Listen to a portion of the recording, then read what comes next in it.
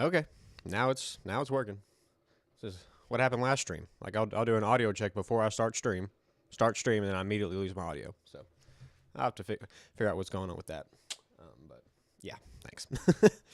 I'll stop embarrassing myself one of these days. We'll get there. Um, good to see you guys in chat.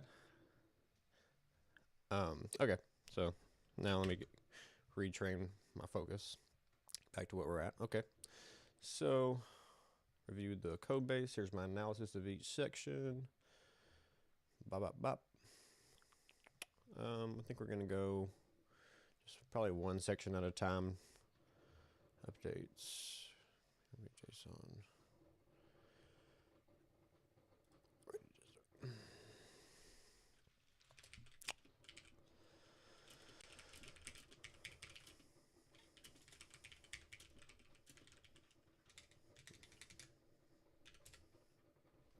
Displaying pipewire.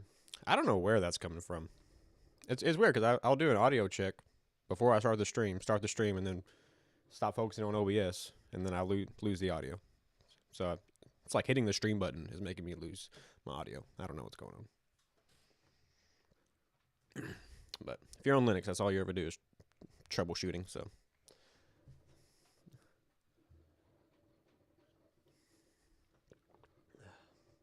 I'm just glad I'm able to stream from my Linux. I don't have to do this from like Windows or anything like that. Yeah, definitely pipewire or something along that lines. Terminal launch function. It's already covered. Okay. Use this identical pattern. The only difference is that terminal functions will typically override. Right. Let's continue.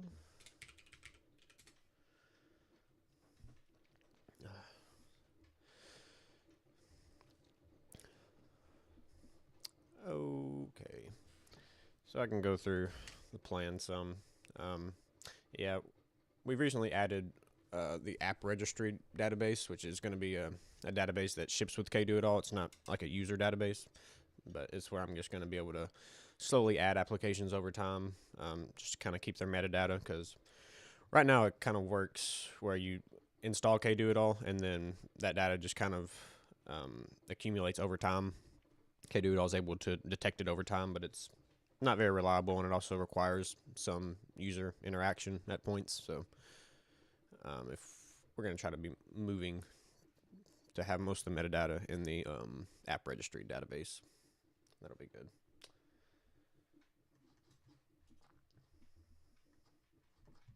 Why can I not see that? No. Just recompile OBS. Just now. I feel like the more complex solutions get, the less accurate or the less effective I am at doing them. If I try to do something that's too crazy, I just end up spending a whole bunch of time and not getting a whole lot out of it. But I don't know. OBS works for the most part. Yeah, it's probably just a little bug. Next time I'll launch it through a terminal and track whatever logs it's given. Maybe I'll check it out after stream or something. It's probably nothing too major.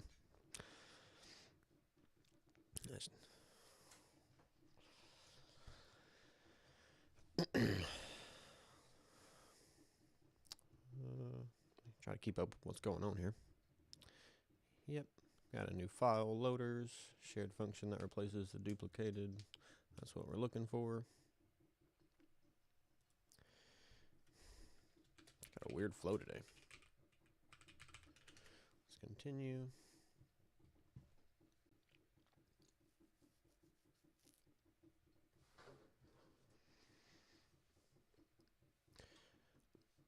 Oh, my bad. Yes. Proceed with updates.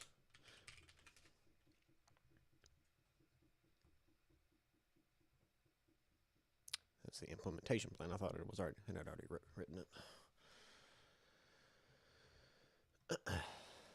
Section 2 is done. Updating functions to replace the inline.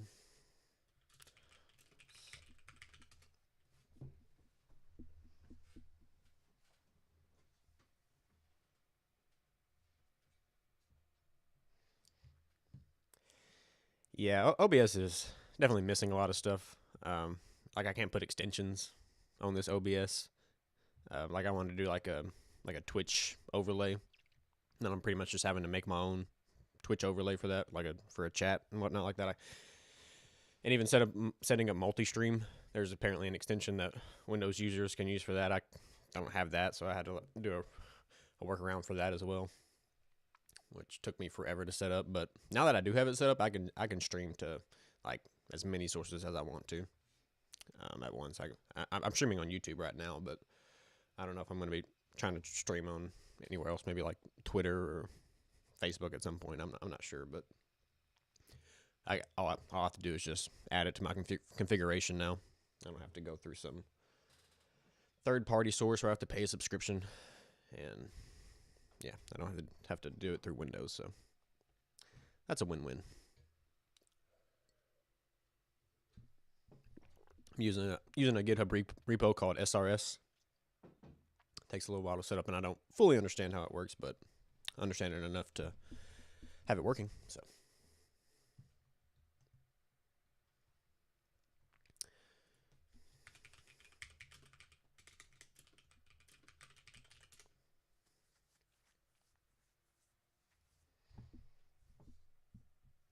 Deep into the indie web? What does that mean, deep into the indie web?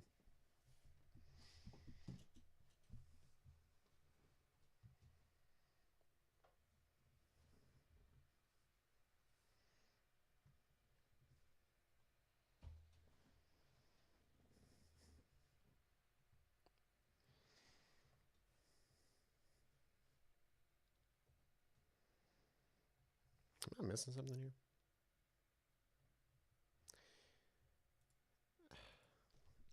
I think this was just a really small plan, and it probably could have just done this entire plan in one run. Kind of just babysitting at this point. There's one part of this plan that's really big. That's what I was worried about, but I think that's like the last step of the plan. So.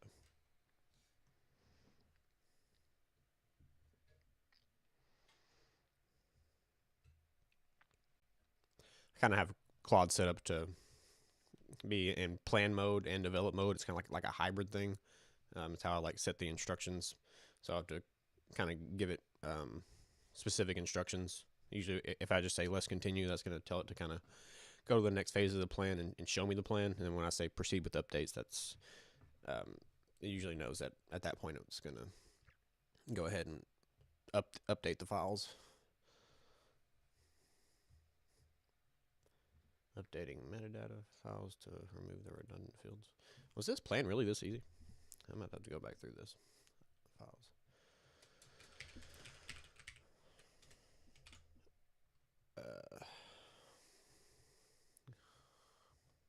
Section 1, Section 2, Section 3. I think there was like 8 points of this plan. Update registry. Update the JSON parser. Update the validator. Currently reads.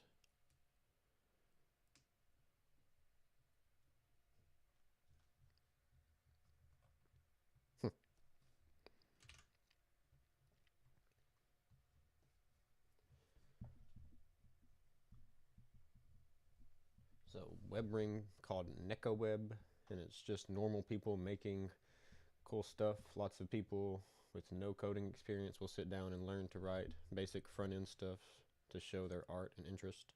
Oh, that's pretty cool. Might have to check that out.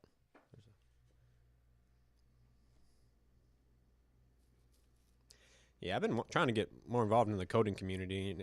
I've been trying to find some local stuff, but I also just need to kind of get online. AutoMod. Yeah, I'm kind of like strict about things right now, just because I don't want to mess up things when I'm just starting stream, and I don't really know like the full direction I want to go in if I want to be like super PG or not PG. So yeah, right now there is a decent bit of AutoMod, but I'm kind of starting strict, and then I'm going to kind of lessen it over time as I kind of get used to this. This is just my I've only been streaming for about a month. I've only streamed a couple times. I'm just now getting into streaming on like a weekly basis. So just getting the lay of the land. Here's the plan for section 5.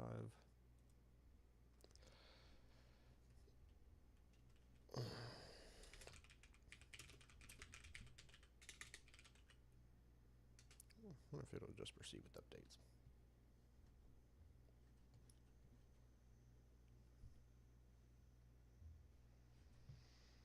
I want to link my favorite one. I mean, you can send it to one of my socials. You can find me as Codeman Ethan. I'm on Facebook, Twitter, YouTube. But yeah, I don't know if I have links available right now. Literally, the first time that I streamed, I had somebody post like a malicious link, but that was also because I didn't have other restrictions set up. I think it was it was a user that had only been active for like a day or two. So like I say, my stuff is pretty strict right now, but I'm gonna be letting it up over time. I probably could not have that restriction for links, but.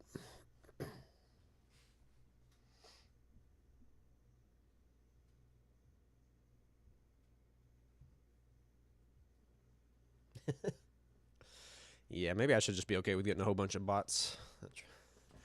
More viewers, you know. Updating JSON.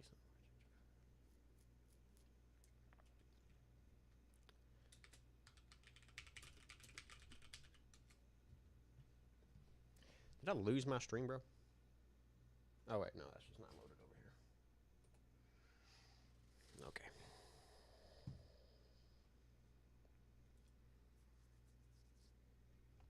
Yeah, I'll check that out though. I think I trust you enough. Hopefully I'm not getting duped.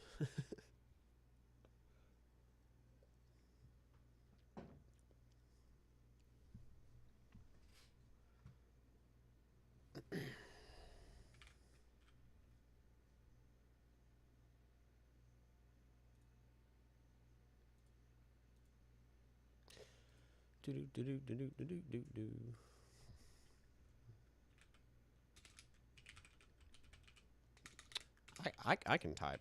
I know I can. Oh, that's pretty cool.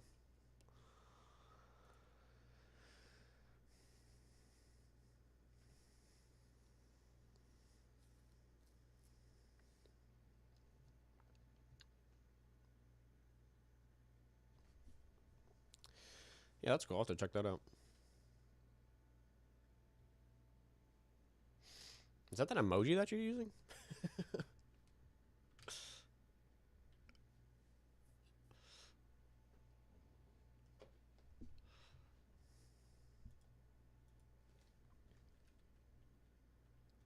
Updating registry to stop extracting the remove fields.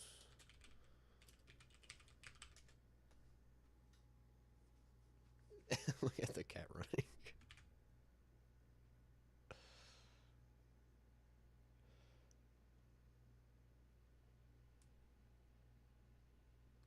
Yeah, that is a pretty cute website.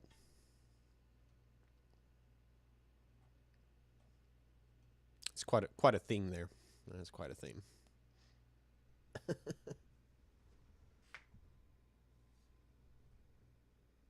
Okay, I can't see it that close. My screen's kind of far away.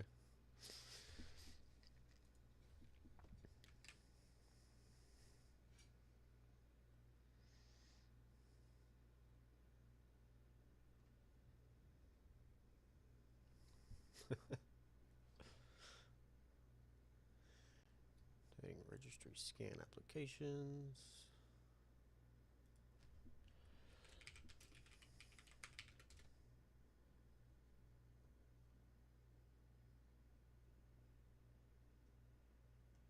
Ah, man, you're strict today. That's how I like it.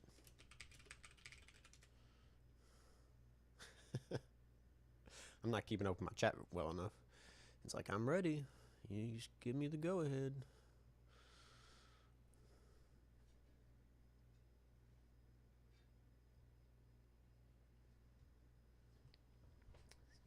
extracts terminal command. Validator to match the new schema.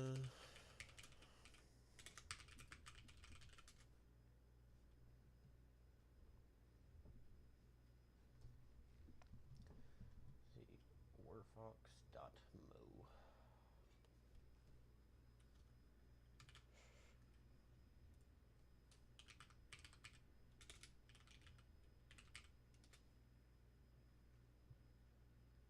Whoa.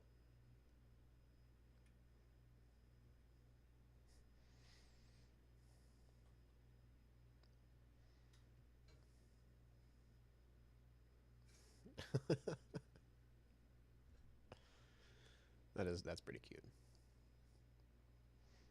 I'm kind of hoping I'm not getting hacked right now, but that's cute.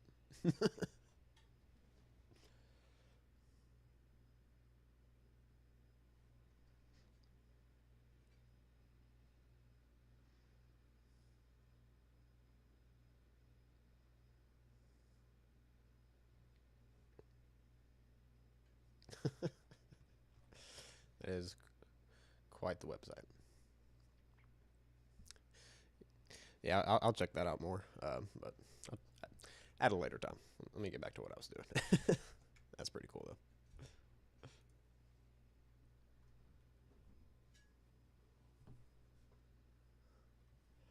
Oh, I didn't mean to exit out of it. That's okay.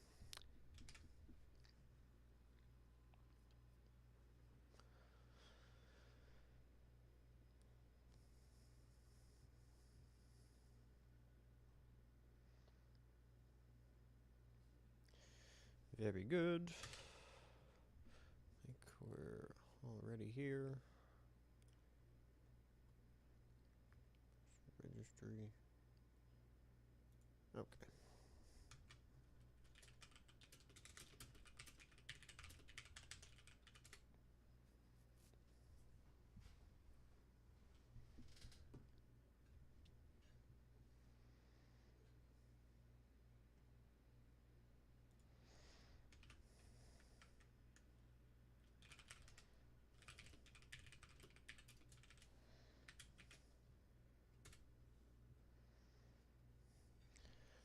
Da da da da da.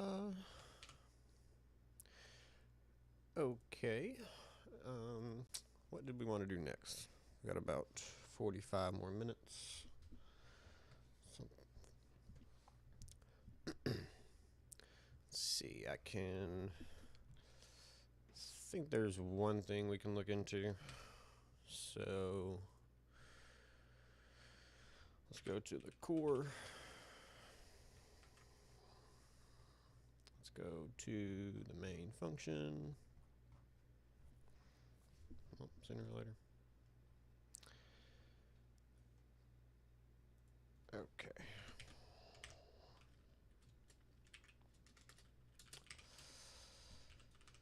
Let's look at the execute launch window function.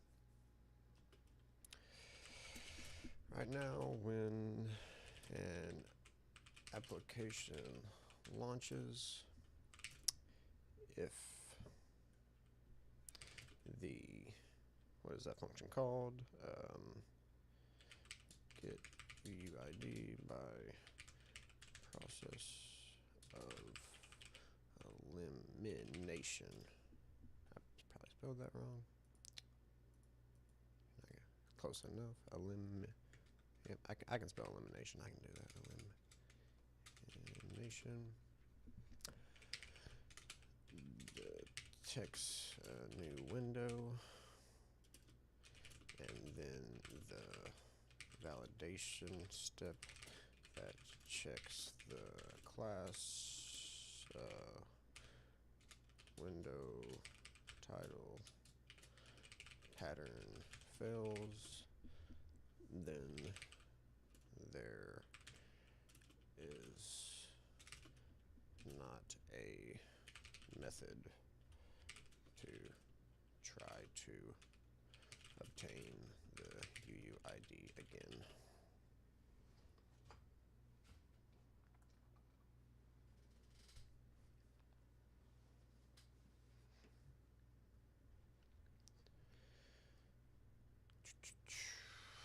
So let's see what we can do.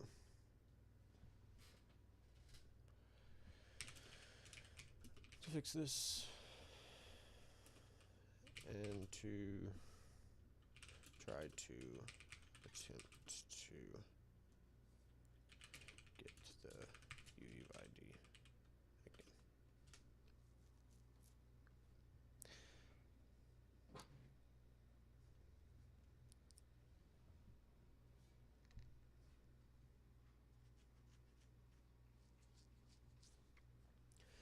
Oh, I really want a glass of coffee.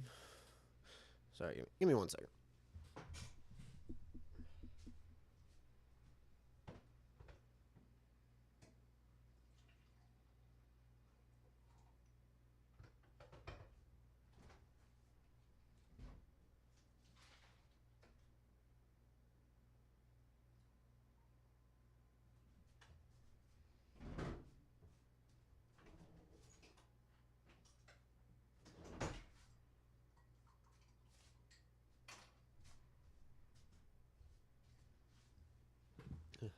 So are you a web developer as well? Or you just kind of do it in your free time? Ooh, that's hot.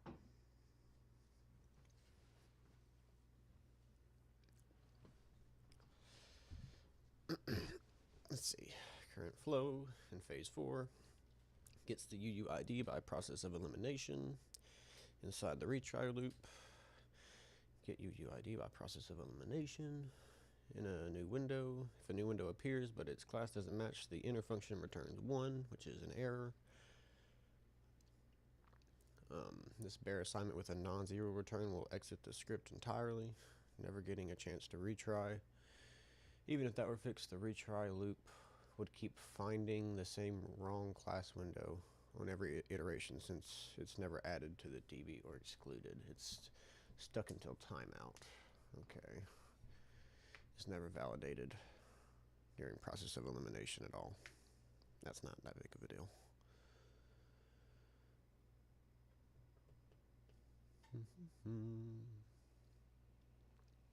Title validation. Fix SETI crash.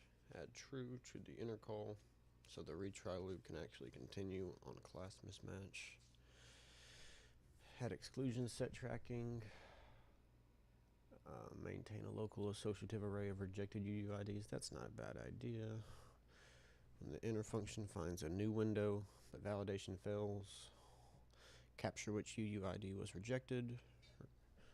Requires the inner function to communicate this. Pass the exclusion set. Okay, extend to support exclusions. Communicate rejected UUIDs. Accept an exclusion name reference parameter. I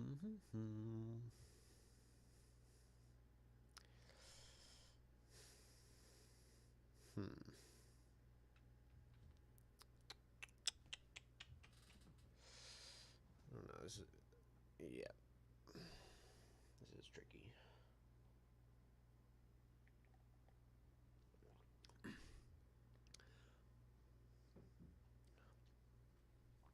Fill validation back to the retry wrapper.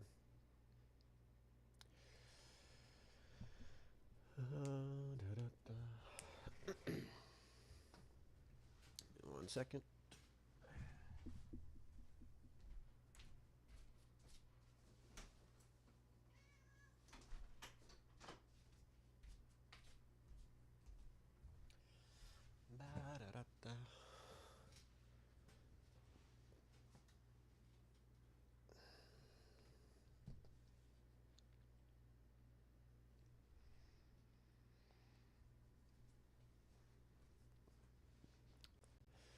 This part is a little bit tricky.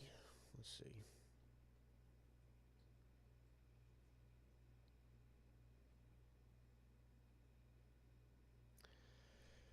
Returns any new UUID.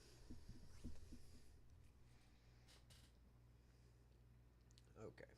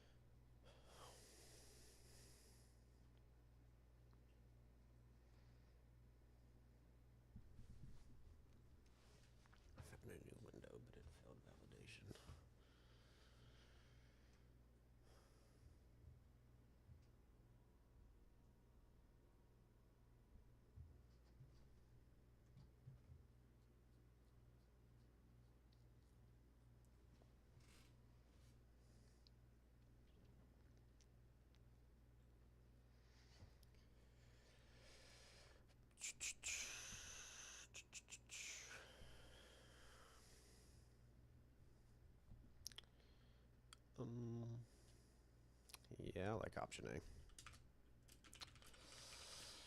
Option A, but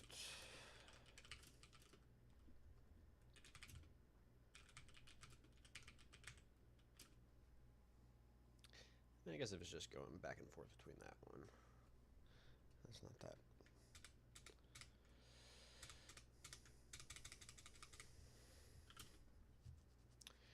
Yeah, I think option A is going to work for that. That's a name ref variable on validation failure, so it set it to the rejected UUID and return 1. The return wrapper checks the name ref.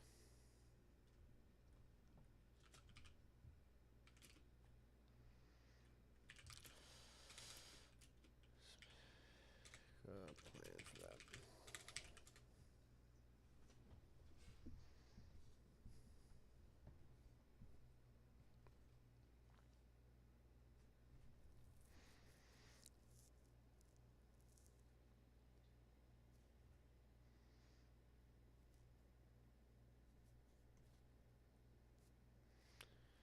Signature chain.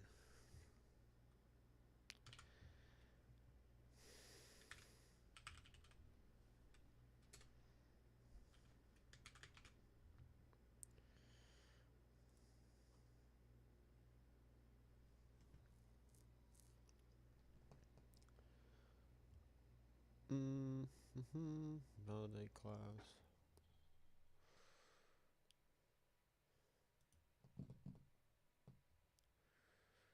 Yeah.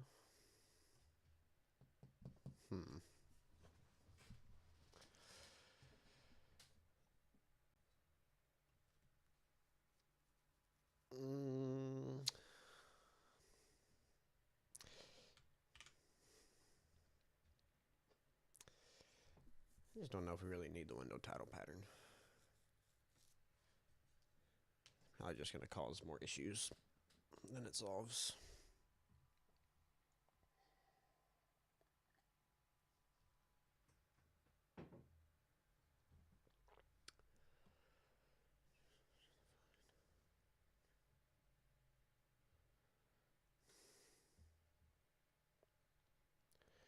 Get UUID by process of elimination.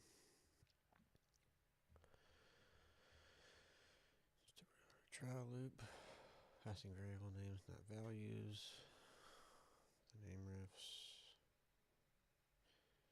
Process.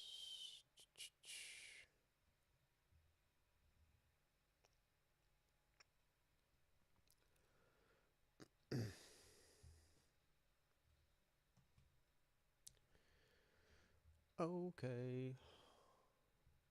One thing to flag, name refs inside subshells don't propagate back. The current call pattern runs in a subshell due to the command substitution. This means rejected assignments won't reach the caller. Factor to use stdout for both success UUID. Rejected.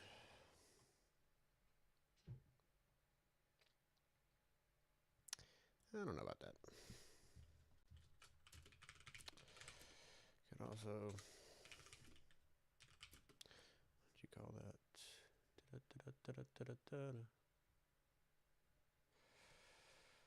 Make it a global array.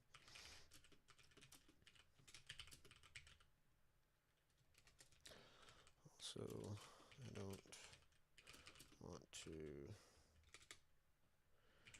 deal with the tighter pattern.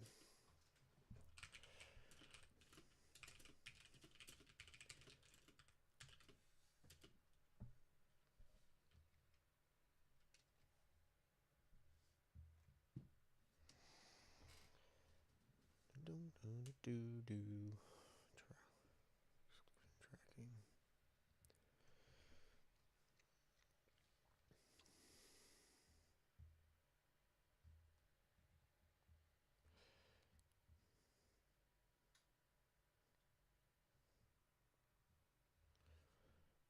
Rejected.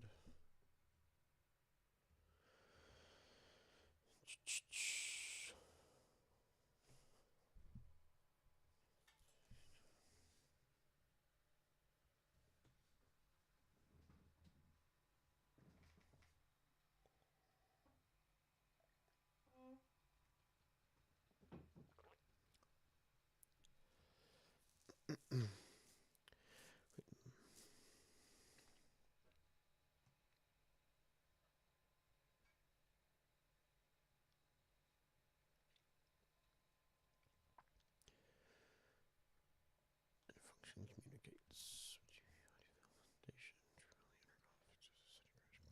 Global to retry loops completes.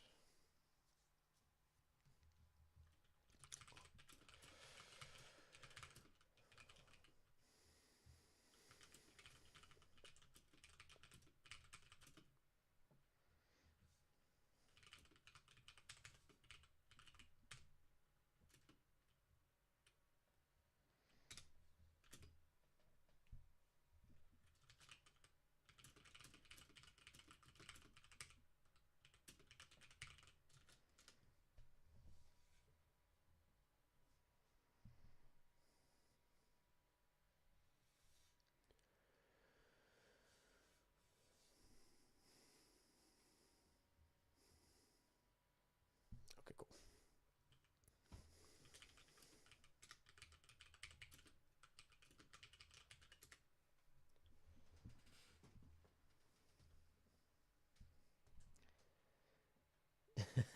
Never rub another man's rhubarb. Maybe the first time I've heard that in my life. Accurate, though. Accurate.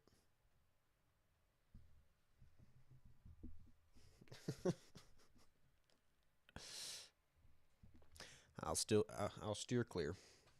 Thanks for the heads up.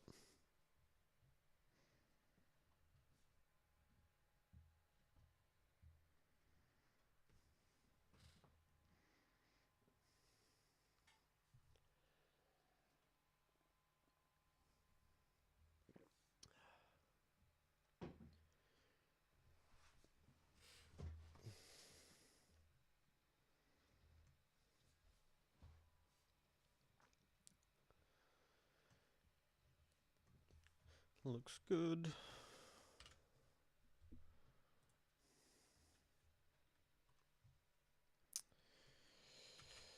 Okay.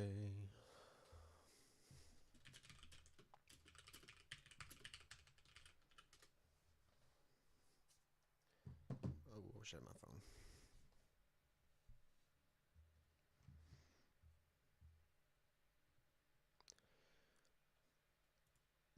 Oh.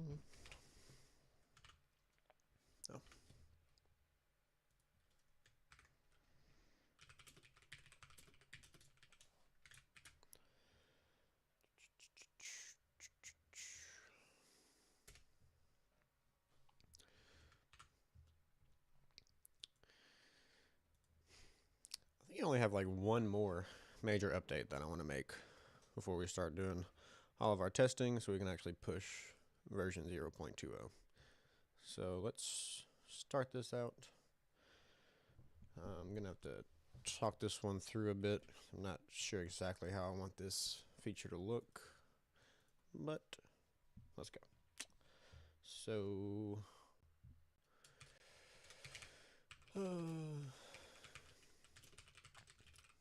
workspaces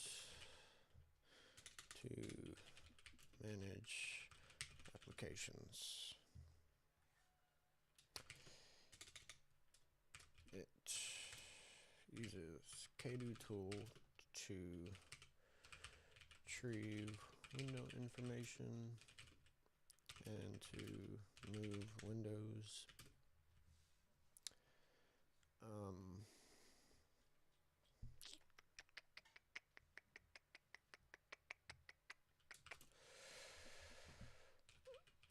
Want to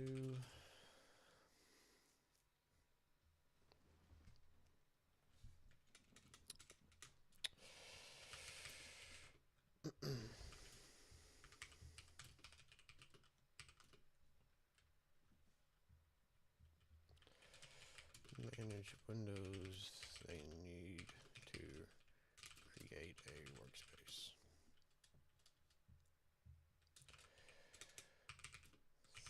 kdoitall, you can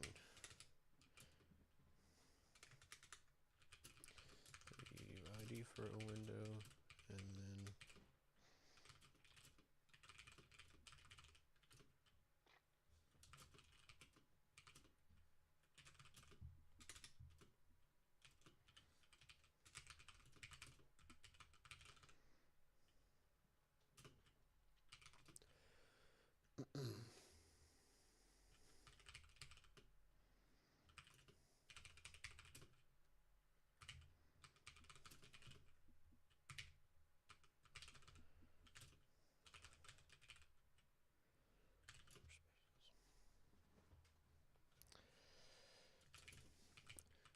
kdoitall requires one command to obtain the UUID and one command to manipulate the window. Okay, do it all. Just creating a workspace.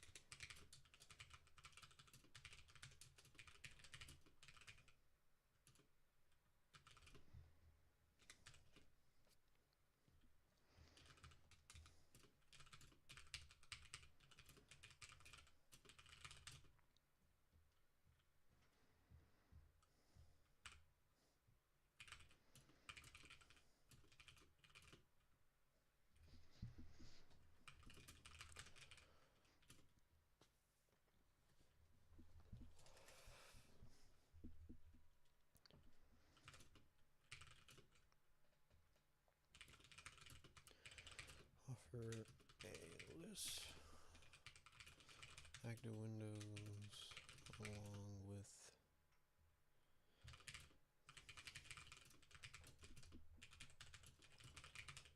class and window title.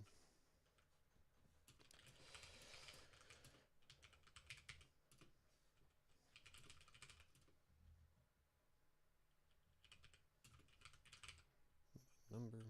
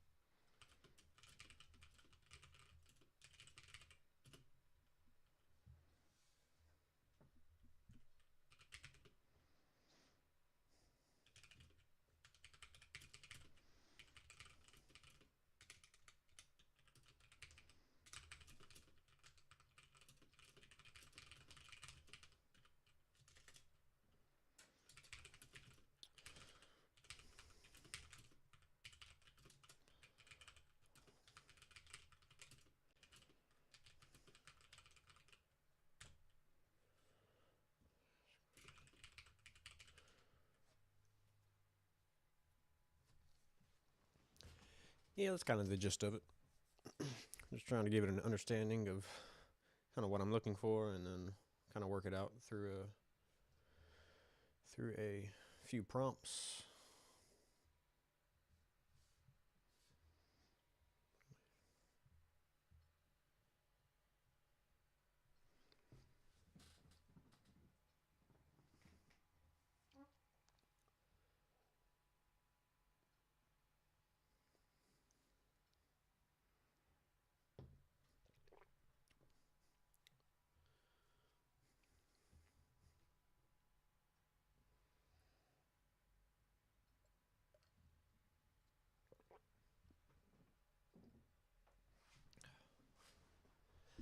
Thanks for hanging out with me today.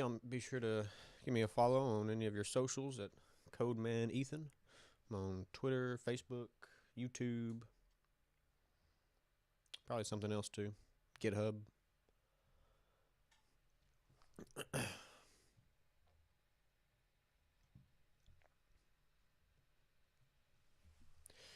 Send me a chat. Tell me what you've been working on lately. If you've been working on some projects, tell me what your experience is like with AI. What AI you use? Are you using ChatGPT, Claude? You know. Okay. Quick action interactive mode. TUI style picker that sits between raw kdoitall and full workspace management. Yes. Strong addition. The infrastructure is largely already there. Live.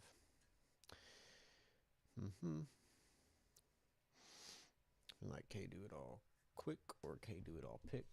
Short, distinct. Communicates the ad hoc nature.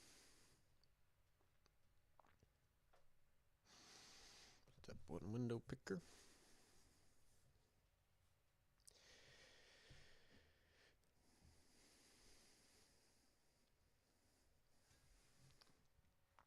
Show number, app name from class, truncated title, current desktop screen, the current location. All seems good and well. All very good information to have. Action picker.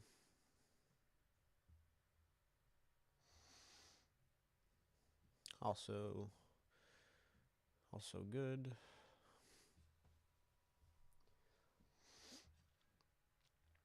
Non-interactive flag mode 2. Consider supporting kdoitall quick class. Yeah, that'd be kind of crazy.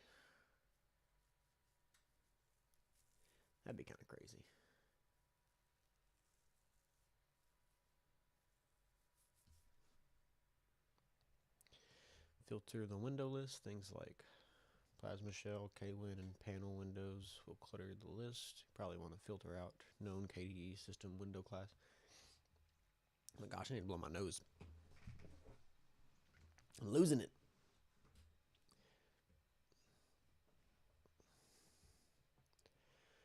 Probably want to. That's also a good idea. Workspace track windows should still appear, but could be annotated with their workspace name, so the user knows this one is already managed. Something like true enough,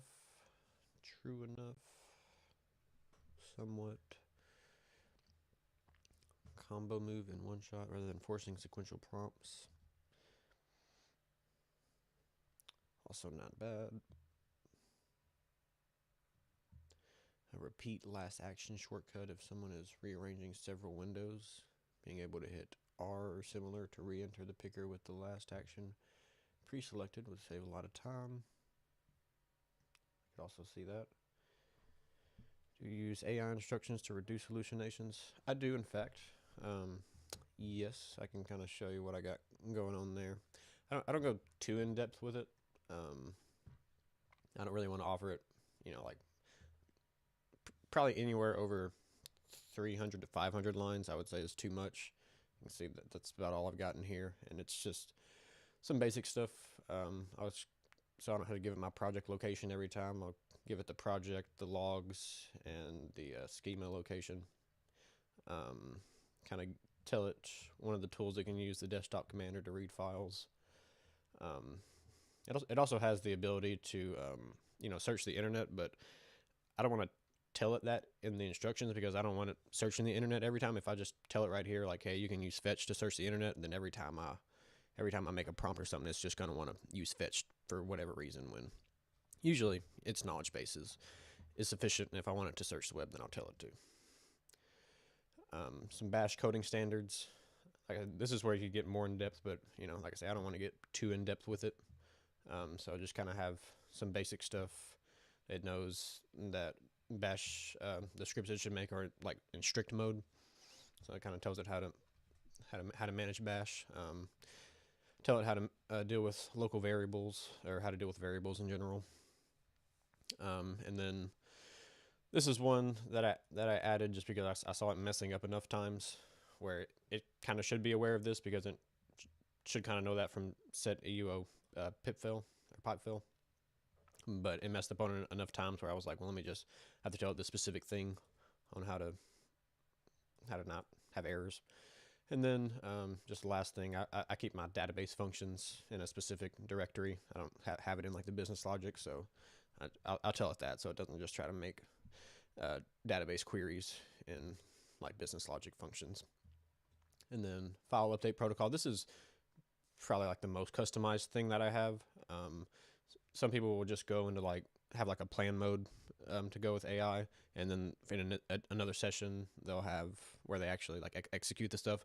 I kind of do like a hybrid approach where I can, based on this, it kind of knows if I'm wanting to plan right now or if I'm wanting to develop, because I think in a lot of cases, if it's a small enough plan, then you can just kind of get it to tell you the plan, and then it's good that it already has all the context for that conversation, and then it can just go ahead and execute and implement.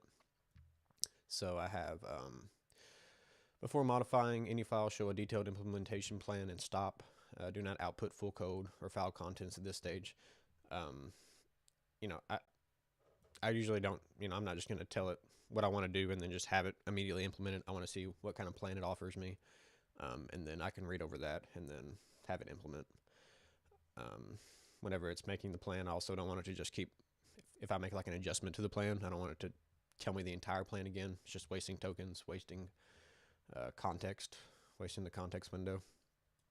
Planning files, I don't want it to tell me a plan of the plan file necessarily. It can just make the plan file if I need it to, which plan files are usually, if I have a large enough refactor or update that I'm trying to make, I don't want to just do that in one session. So I'll have it create a plan file so I can spread it out into 2 sessions, and then the second session will just read that plan file and work off of that. And the override command. So sometimes I don't want it to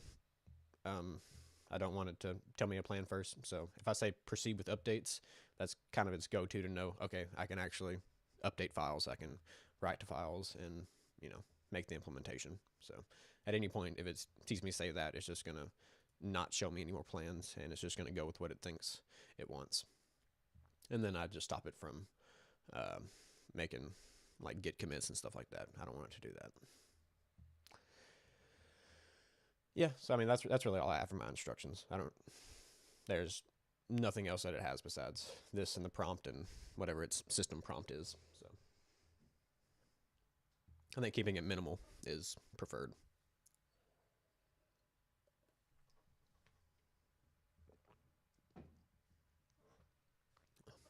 Like I say, it's mostly just stuff that I would have to tell it every session, and I just don't want to tell it every single session. If it's anything more than that, if it can easily figure it out for itself, then I'm not going to put it in here.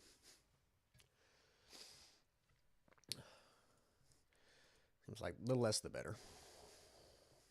Okay. So did we just implement this? Oh no, this is still the plan. Okay. And I think I'd mostly agreed to what this plan said, but I feel like I had one adjustment that I wanted to make. Let me get back to where I was at.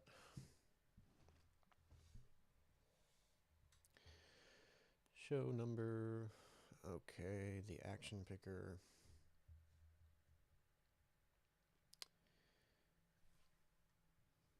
Yeah, we can add that later. I think we probably will have to make a plan file for this.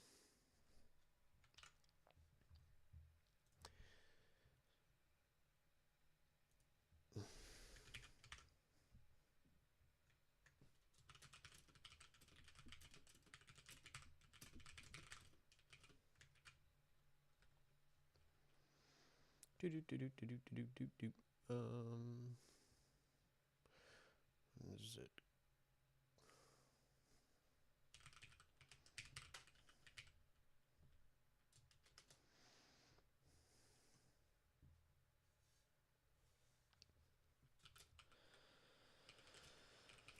Let's not worry about the non-interactive flag mode right now. Things like we should filter the window list.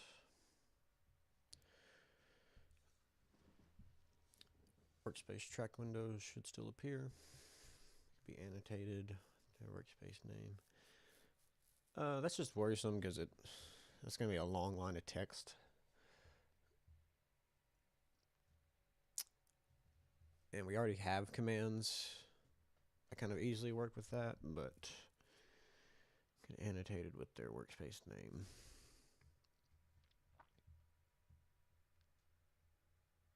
Oh, that was my concern.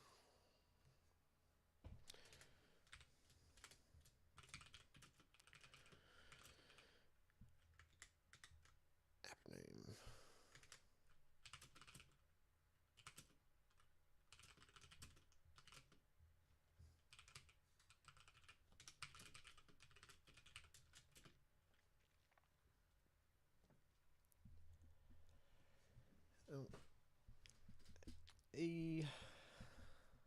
I don't know how easily we can get that. I mean, usually we can. It probably already has it.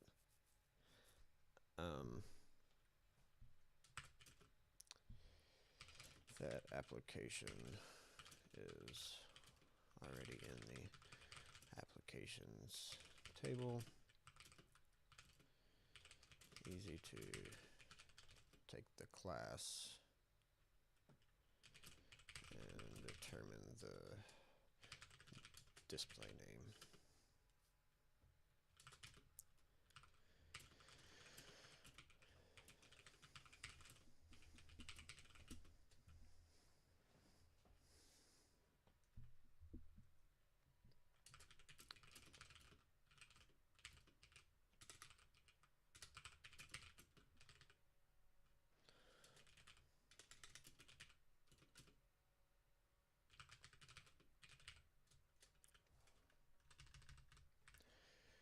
Okay.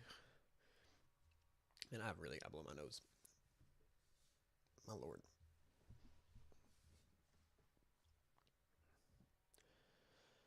Workspace track windows should still appear. Should be annotated.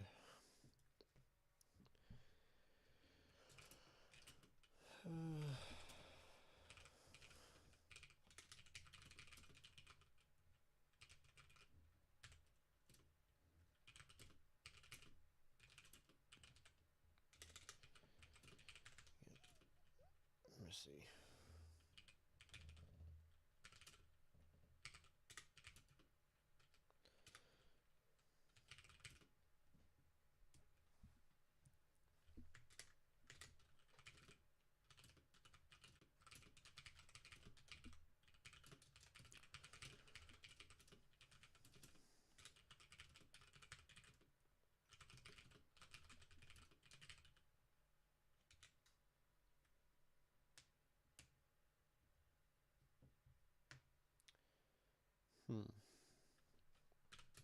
Not too sure about that.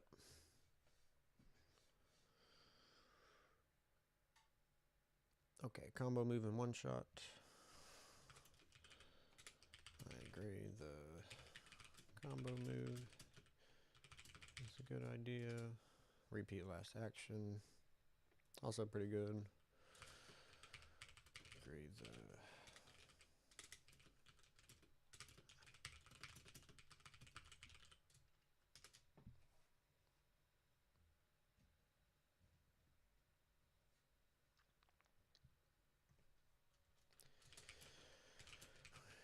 should show the current position.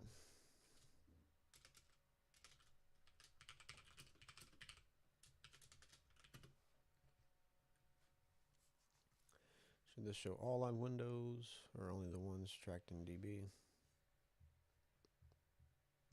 I mean, it's the same thing.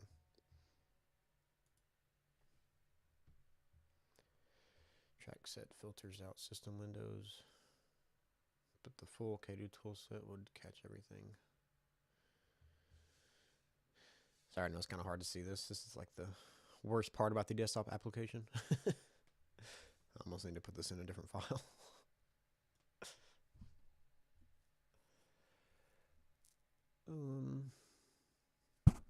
Oh, sorry.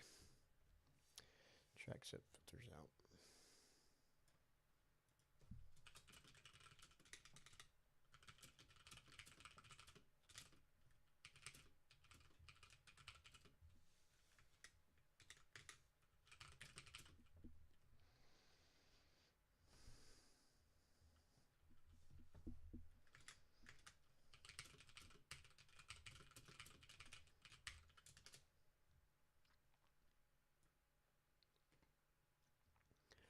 Should it drop back to the window picker for another action or exit?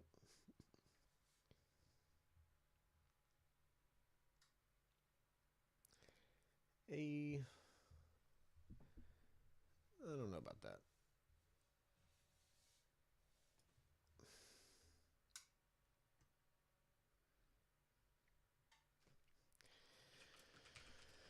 No, let's not have looping behavior.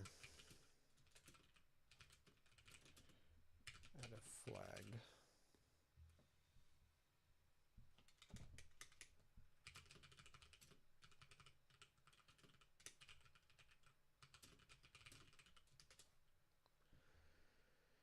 Want this to also support close, focus, minimize, yes.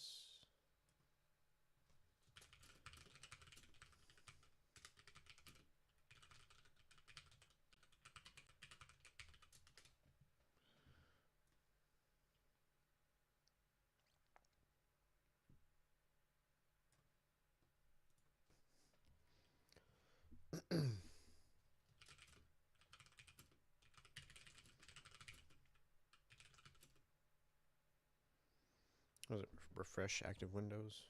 I think that's what the function is called.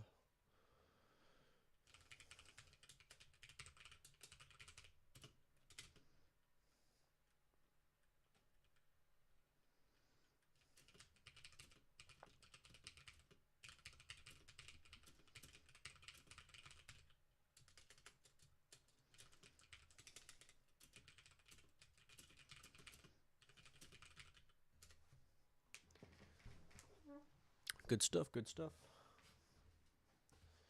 Good stuff.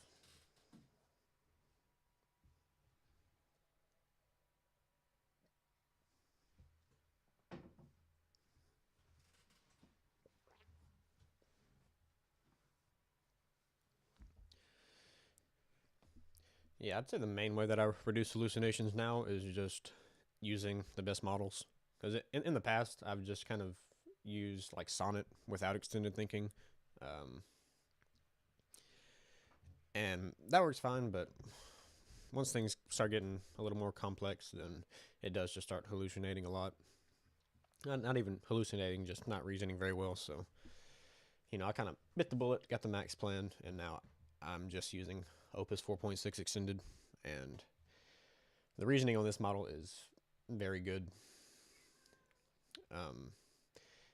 And just kind of working with it now, it's pretty easy to tell once it starts like losing its reasoning, because yeah, if I have a chat going for too long, then you know it might start acting a little dumb. But it's pretty easy to tell because you know overall it's pretty on point. So once I start seeing it fall off a little bit or start making functions a little lazily or start making assumptions, that's really kind of where it starts. Like sometimes I like have it make a plan file, and in the plan file it like shows like, oh, we need to research this. I'm like, why didn't you just research that before you made the plan file? You know, it's like it gets lazy, or it starts making more assumptions or not making decisions where it could have made decisions.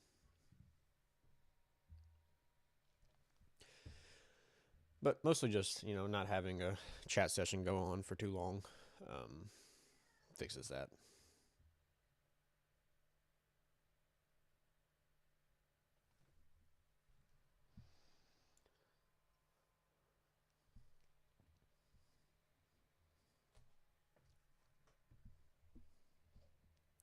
App ID is set. Join to applications display name. If not, match app windows. Class against applications dot app class. So if app ID is set, what do you mean if app ID is set? In the table, join to applications display name. If not, kitty, stop.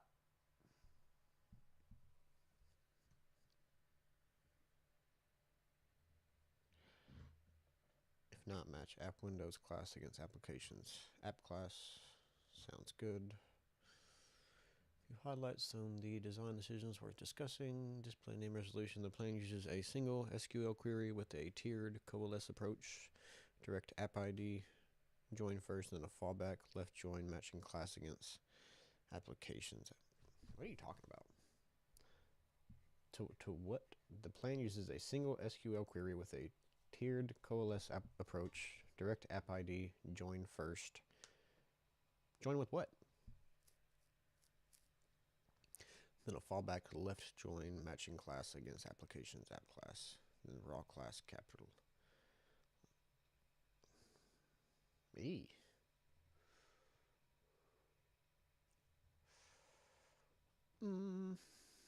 I guess so.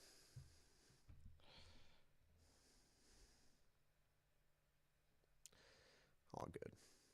It's another thing it's gotten a lot better about. I went through like a full phase of like improving my database functions. So I was just doing like a minimal amount of connections and functions, and so like now it can pretty much see that design pattern whenever it's just kind of reading over a few files. It sees like, wow, the database is handled really well, so I'm not gonna be lazy about that. I think it's kind of why you can see it say like it's not doing extra round trips. Before, I was just it was just querying the database whenever, and then once I kind of went through and fixed all that stuff, like now whenever it looks at the files in my code base, it sees the design patterns that I'm going for, and maybe in like a more complex language like Rust or C or C++ or whatever, like it would have a harder time determining the design patterns. Maybe if there's too many design patterns, it would start losing track of them. But for what this was doing with Bash, like it's been very effective, and most of the design patterns I don't have to tell it about prior. Workspace annotation, rather than adding a separate column, which each horizontal space, the plan puts workspace name as a prefix in the title column. This keeps the table compact while still servicing the info. Let me know if you prefer a dedicated column instead. I mean, are you abbreviating it or what? I don't know about that. Probably implement and then we'll see what happens. Has a skip keep sequential, which avoids ambiguity with valid values. It is easy to parse. To .rh reads naturally as desktop 2 as a skip. Okay, yeah, that's good. Okay, let's check out the open questions. And I've got about 6 more minutes and I'm gonna have to hop off of here. But thanks for hanging out with me, everybody. I have more time later this week. I think I'm gonna be on Wednesday, Thursday, and Friday this week, and should be on for 2 to 3 hours for the rest of the week. Just have to leave early today. But thanks for the follows. Follow me on Twitch. Follow me on YouTube. Any of your socials. Okay. Plans. We are at quick action.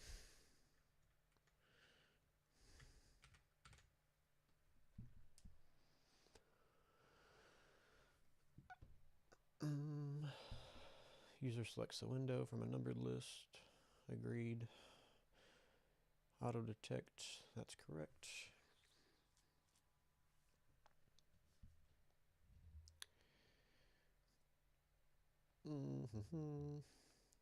Selection. Just gotta browse over this real fast. Maybe answer these open questions.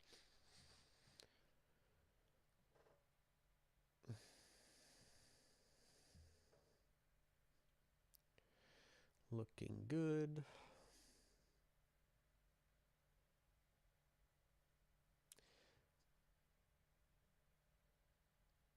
That's a little messy.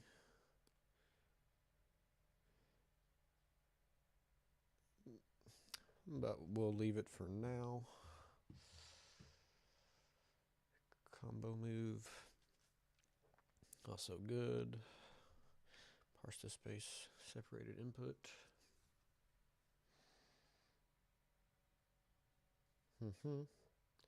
Tiered strategy to resolve a human-friendly name for each window. If app windows app ID is set.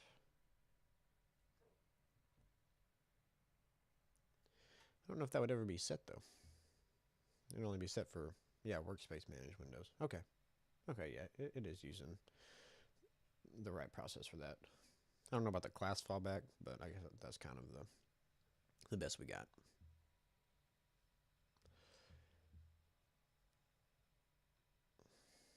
Window filtering, filter out. Can agree. Define the block list as an array constant in a shared location.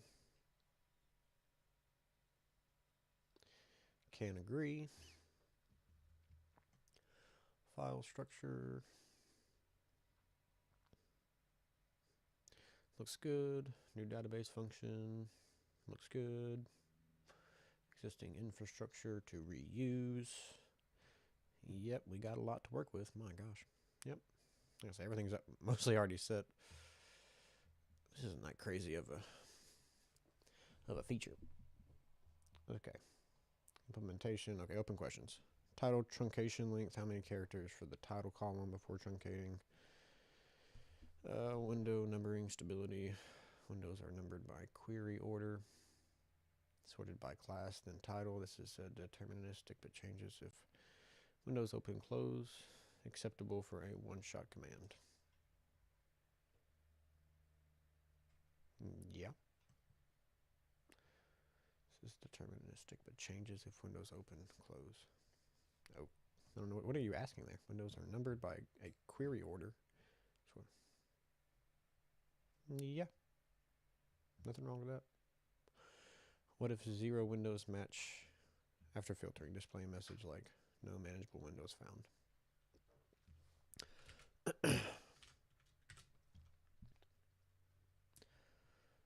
Oh, my bad.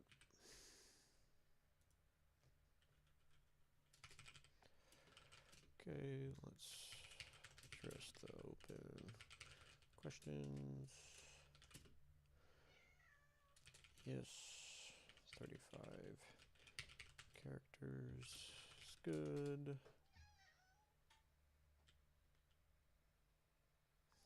Windows are numbered by query order. But changes if windows open close. I don't understand what you're asking there. This is deterministic, but changes if windows open close.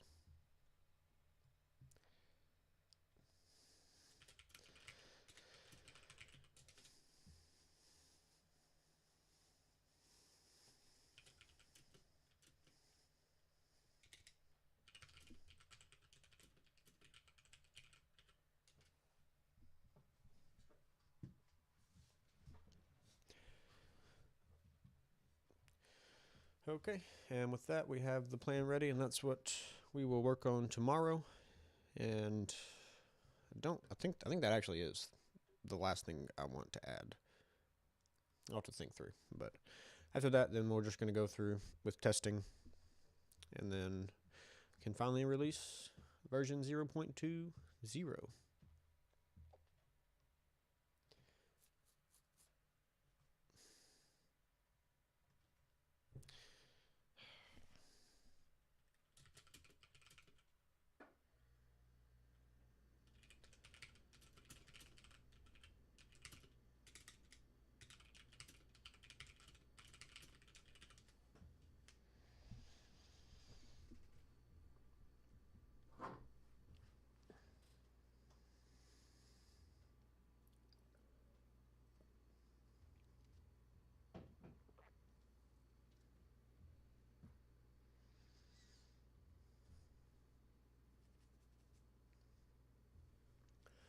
Ba-da-ba-ba-ba.